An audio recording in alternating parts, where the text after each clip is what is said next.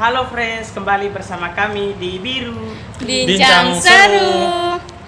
Hai semuanya, kembali lagi bersama saya Rosita. Dan saya Marcelinus. Saya Dini. Dan saya Dwiki Arif Darmawan. Oke, pada kesempatan ini kita mau diskusi bareng nih. Menurut teman-teman, seberapa penting itu kuliah? Ini menurut siapa dulu nih? Mas Dwiki aja nggak sih? Iya. Apa tadi pertanyaannya? Iya, Seberapa Seberapa penting penting kuliah atau nggak pendidikan? Oke, kalau menurut saya sendiri sebagai anak laki-laki juga pastinya pendidikan itu sangat penting ya, apalagi buat masa depan kita, buat menentukan arah kemana kita akan mengambil karir itu. Terus kemudian ada dari teman-teman, siapa tahu? Mungkin dari siapa ya? Kalau menurut saya sebagai wanita nih ya, kalau biasanya kan wanita kan nanti menjurusnya kan sebagai ibu rumah tangga nih. Oke, iya. Nah, tapi menurut saya itu kuliah itu sangat penting karena nanti kan nggak semua orang itu menetap di rumah gitu loh. Apalagi kan Iya. biasanya kan kita kan satu rumah kan mendidik anak kan full dididik sama kita daripada dididik dari dunia luar, mending dari kita sendiri. Jadi Nah, benar-benar sangat penting. Nah, benar banget. Apalagi bagi seorang wanita ya, pendidikan itu emang sangat penting. Kita kan akan menjadi ibu rumah tangga dan kita akan juga memiliki anak ya. Kayak gini loh, apa ya? Ibu itu merupakan madrasah pertama bagi anaknya. Ibu yang berpendidikan dengan ibu yang kurang, maksudnya bukan kurang lah, kayak tidak seberapa pendidikan akan menghasilkan bibit yang berbeda. Semakin apa ya? Semakin dunia semakin tua, pendidikan itu juga akan semakin canggih seperti itu. Jadi kalau bisa ya kita harus itulah. Kalau menurut Marcelinus gimana? Kalau menurut saya sendiri sih, kuliah itu menurut saya itu untuk menemukan jati diri. Nah, bisa Pertama. jadi. Kemudian bisa merubah cara pola berpikir kita.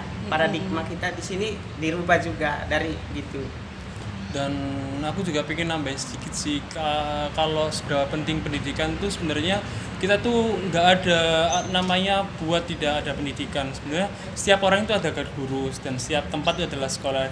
Jadi Iya. dimanapun kita ada pun sebenarnya kita juga bisa belajar Bisa dari belajar. mana, bisa dari pengalaman, bisa dari teman dan sebagainya gitu sih. Yang penting ada kemauan dalam diri Betul. sendiri. Nah, semua itu berasal dari diri sendiri. Ya. Kalau misalnya nih menurut kalian perbedaan kuliah sama masa-masa SMA itu apa sih?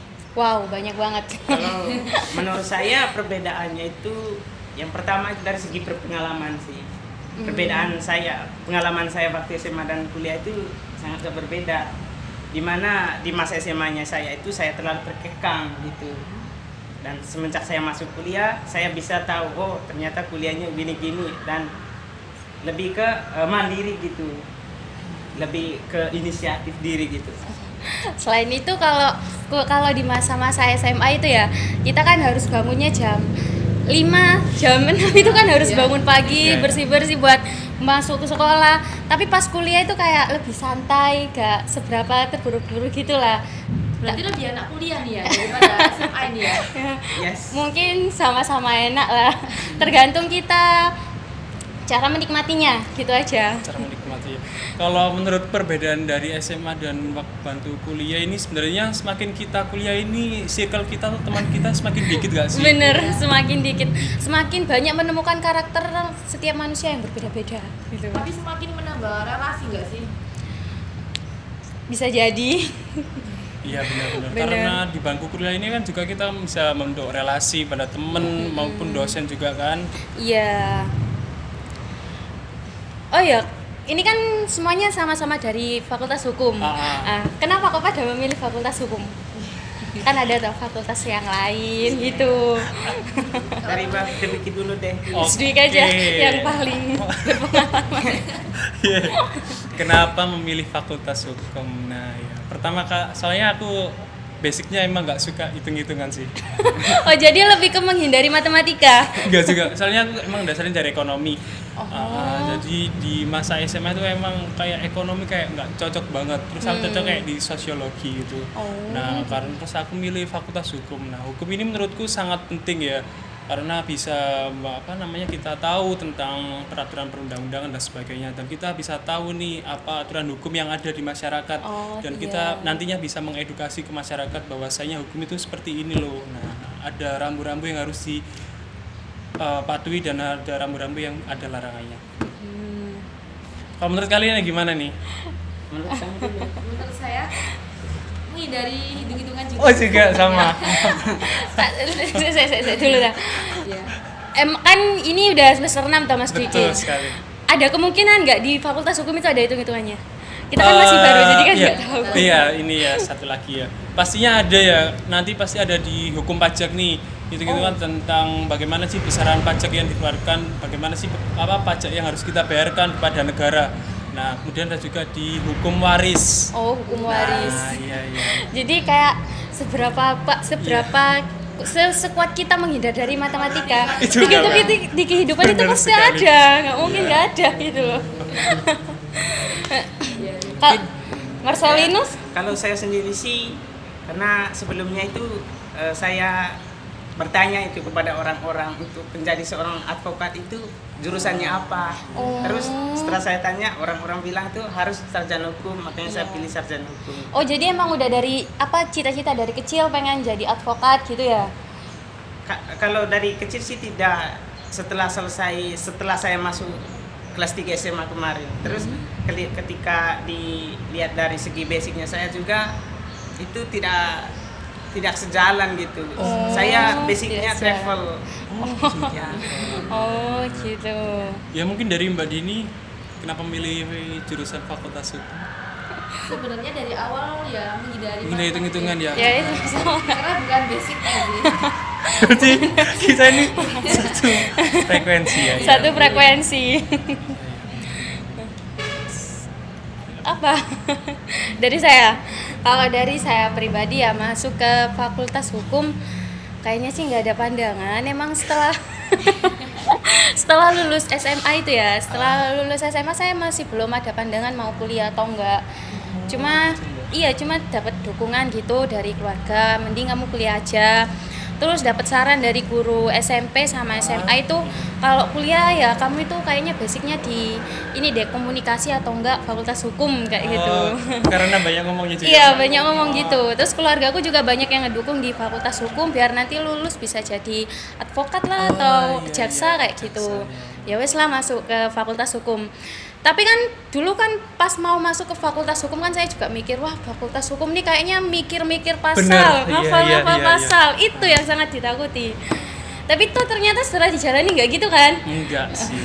Enggak sesuai dengan ekspektasi di masyarakat sih iya, juga sih. enggak. Yang mana katanya hukum itu kan sangat kaku, sangat keras. Sangat kaku, keras, gini tegas. Ya mungkin tegas, tapi ya nggak terlalu kaku gitu. Belajar pasal sih belajar, tapi tidak belajar semua gitu. Kayak cuma inti pentingnya aja. Yang penting masih kita bisa ingat. santai. Masih bisa santai. Nah, justru kita kata Pak Artijo itu sebenarnya kita masuk Fakultas Hukum tidak hanya belajar tentang peraturan perundang-undangan sih. Paling terpenting itu belajar tentang novel dan puisi, karena dari dua tersebut kita bisa tahu ini apa itu namanya, kita belajar karakter dan bisa memahami semuanya dengan baik gitu sih. Oh, gitu aja. Iya, jadi nggak melulu tentang peraturan perundang-undangan. Politik terus gitu Iya, ya. nggak tentang politik lah. Ada santai-santainya. Ada santainya benar. Oh ya, ini planning setelah lulus buat Kak Mas Dwiki sama Mas Marcel apa?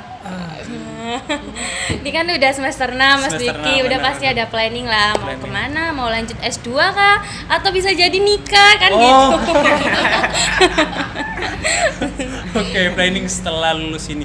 Kalau nikah sih kemungkinan kecil ya, soalnya kan masih pengen mengejar apa sih itu ilmu hukum sebenarnya. ya. Nah, untuk planning selanjutnya mungkin aku bisa ini sih tentang mengambil S2 juga bisa, cuman kayaknya aku pengen kerja dulu nih.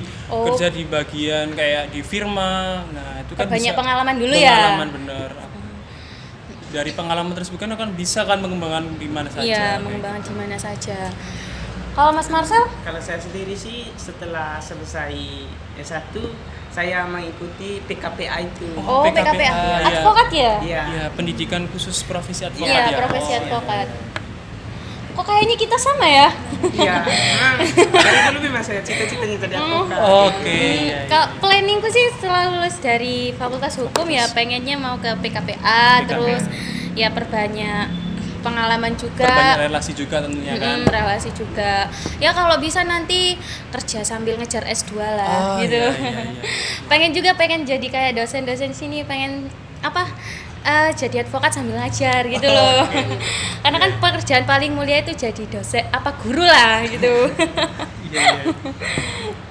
Kalau menurut saya setelah lulus nanti ya, tadinya tuh lebih pengen mengarah ke jaksa sih. Oh, ke jaksa. Jaksa. Iya, karena kan dulu kan udah ada pengalaman kayak kerja gitu, makanya biasanya lebih suka kayak ngobrol. Dan tentunya bagian iya. penuntutan berarti Mbak. Iya, suka menuntut daripada membela ini. Ya, namanya juga cewek. Iya. Ya, cewek kalau bisa menuntut. Oke. Iya.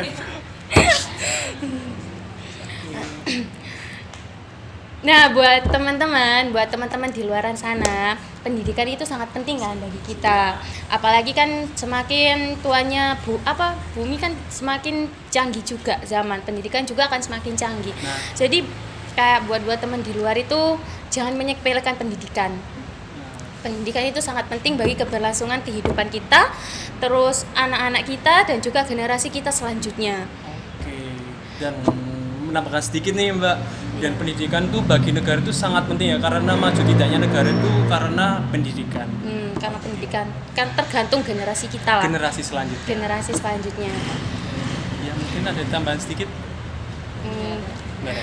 Mungkin itu saja dari kami.